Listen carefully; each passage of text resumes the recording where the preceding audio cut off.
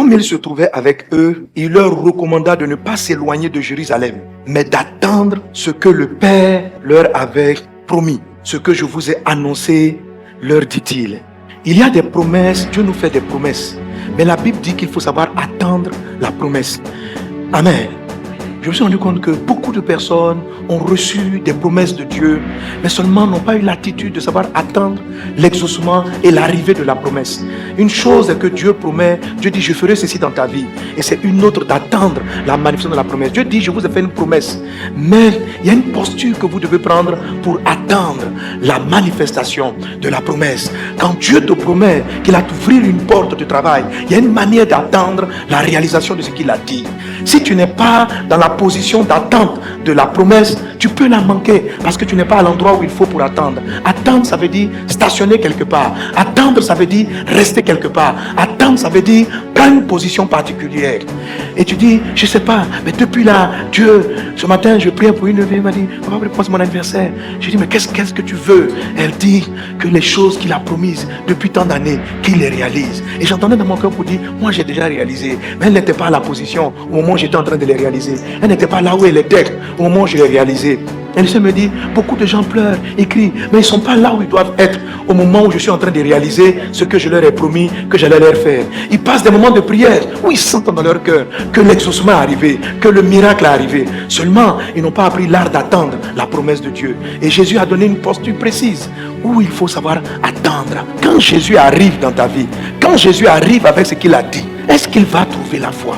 La foi ne s'arrête pas à l'espérance de la demande. La foi agit aussi dans l'attente de la réponse. Il dit, quand je vais venir avec ce que tu m'as dit, quand j'arrive avec la réponse, est-ce que je vais trouver la foi? Quand Jésus revient avec ce que tu as demandé, quand Jésus revient avec ce que tu attends, il y a une chose qu'il veut trouver sur place. Trouverai-je la foi? Beaucoup des sujets que vous priez sont des sujets qui sont promis dans les textes. Ça veut dire que c'est la justice de Dieu de te donner un enfant. C'est la justice de Dieu de t'ouvrir les portes. C'est la justice de Dieu que tu aies à manger et que tu donnes. Pourquoi? Parce que Jésus-Christ a déjà payé le prix. Alléluia. Il a déjà payé le prix. Parce qu'il a payé le prix. Parce que tu as été racheté. Pourquoi? Parce qu'il a dit tout ce que vous demanderez avec foi dans la prière, vous le recevrez. Donc, on va le recevoir. C'est une réalité. C'est une vérité de Dieu. Et ce dont l'Esprit est en train de me parler quand je parle de révolution, c'est créer ce dynamisme-là dans lequel nous nous positionnons là où Dieu est en train de réaliser la promesse. Parce que Dieu n'est pas un menteur, Dieu ne va pas te laisser. Jésus a dit, voici je suis avec vous jusqu'à la fin du monde. Il n'a pas dit ça dans tous les passages de la Bible. Il a dit cela, je suis avec vous parce que vous êtes en train d'aller annoncer ma parole. C'est la raison pour laquelle il y a des ministères des chrétiens, Dieu n'est pas avec eux parce qu'ils ne sont pas en mode d'évangélisation. Dieu n'est pas avec eux parce qu'ils ne sont pas en mode d'aller toucher le monde. Dieu n'est pas avec eux. Dieu n'est pas avec toi dans tes affaires. Il n'est pas là-dedans. Il est en toi parce que tu as donné ta vie à Jésus. Il est en toi parce que le Saint-Esprit est en toi. Mais avec toi, c'est toujours différent. Que le Seigneur soit avec toi. Que le Seigneur soit avec toi. Tu dois être constamment un témoin de Jésus. Alors Jésus dit cette phrase, quand je vais revenir sur la terre, trouverai-je la foi? J'appelle cela révolution spirituelle. Parce que justement, Jésus même était inquiet pour la fin des temps. Il dit, l'ingrédient de la foi qui sait m'attendre, est-ce que la foi qui sait m'attendre sera encore trouvée sur la terre?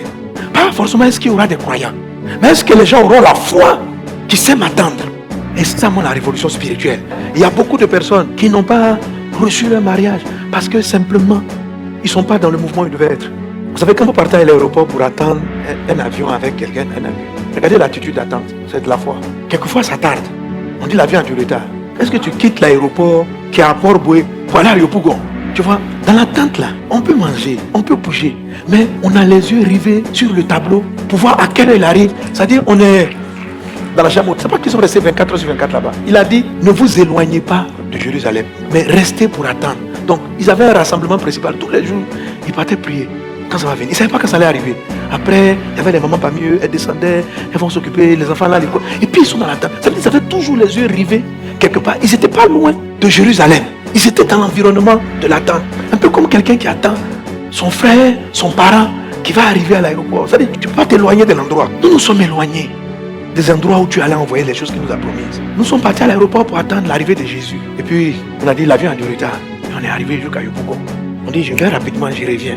Frère, il y a trop d'embouteillage. À quel moment tu vas revenir? L'avion va arriver. Non, je vais, parce que les avions ne sont pas sûrs. Donc je vais à Yopougon. Il y en a qui me disent, je suis parti à Yamoussoukro. Tu fais quoi à Yamoussoukro? Le travail que Dieu t'a promis est en train d'arriver à l'aéroport. Et puis toi, tu te promener jusqu'à Korogo. Quand il a dit, ça vient bientôt. Le changement de situation est en train d'arriver. Tu es en train de te promener loin. Il dit, ne quittez pas Jérusalem. Ne vous éloignez pas de Jérusalem. Point central, la haute montagne. Restez dans la présence. Restez dans la prière. La démonstration de la foi. La foi, c'est la ferme assurance des choses qu'on espère. La démonstration de celles qu'on n'a pas encore vues. La partie démonstration, ce sont les actions concrètes. On n'a pas encore vu l'avion, mais on a un ensemble d'actes qu'on pose. Il y a des choses qu'on ne fait pas. Il y a des choses aussi qu'on fait parce qu'on s'attend. Et ce qu'il nous a dit se met en place. La Bible dit dans le livre de Genèse chapitre 2, Dieu n'avait pas encore fait pousser les arbustes qui allaient nourrir les hommes. Ce qu'il leur a promis, il n'avait pas encore fait. Aucun arbuste des champs n'était encore sur la terre. Et aucune herbe des champs ne germait encore. C'est-à-dire, la chose avait été semée, mais elle n'était pas encore entrée en géminaison. Elle ne produisait pas encore. Car l'Éternel n'avait pas fait pleuvoir. C'est la première raison. Que la pluie de Dieu arrive à toi. Que la grâce de Dieu soit sur toi. Toute chose, toute activité a besoin d'une grâce. Et c'est ce que les disciples attendaient. Qu'est-ce qu'ils attendaient? La pluie, qui est venue sous forme de flamme et de feu, pour pouvoir aller accomplir. Ça, c'est la part de Dieu. Et il faut l'attendre.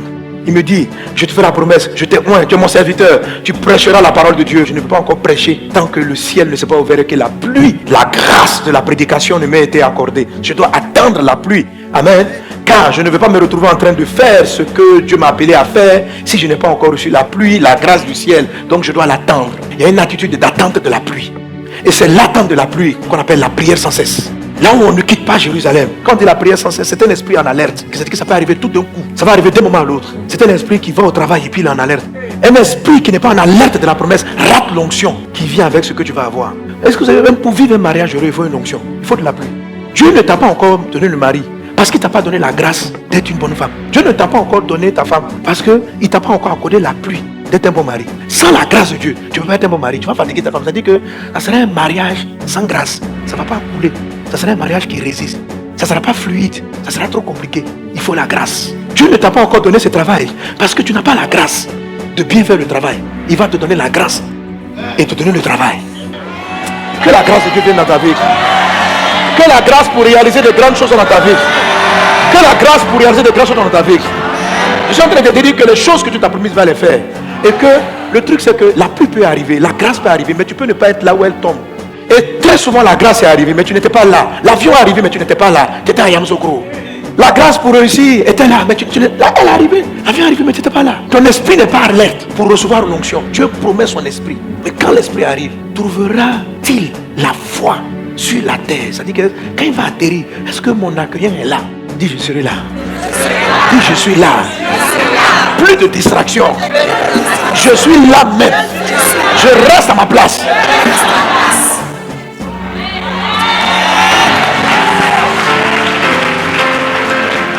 Et il y a des grands combats spirituels qui sont des combats de distraction. Satan vous distrait. La distraction, les soucis, les inquiétudes. Non. T'arrives. Oh, il ne va pas venir maintenant. Va rapidement. Tu vas à Korogo quand tu reviens. Ça dit au moment ça va arriver là. Il y a des voix qui t'envoient ailleurs. Mais peu importe pour le diable. Même si c'est que tu vas faire est une bonne chose. Mais tant que ça t'éloigne de l'endroit où Dieu va envoyer la pluie, il n'a pas de problème avec ça. Voyez ça que tu n'as pas réussi. Tu t'en vas faire une bonne chose, mais tu t'en vas faire la chose que tu ne dois pas faire. Mais cela ne t'arrivera plus au nom de Jésus. Cela ne t'arrivera plus au nom de Jésus. Cela ne t'arrivera plus au nom de Jésus-Christ. Est-ce que quelqu'un peut s'élever et proclamer: Seigneur, je serai là où je dois être. Je vais être là où je dois être. Proclame sur ta vie. Reda brada sorobara la sorobara la ka. Rakataria tarama brada sorobara la ke. Reda brada sorobara la gloria rababa. Reda brada sorobara la gloria darra. Rabakata rababrada sorobara la se. Reda brada sarabara la gloria darra brada sorobara la ka. Reda brada sorobara la gloria darra.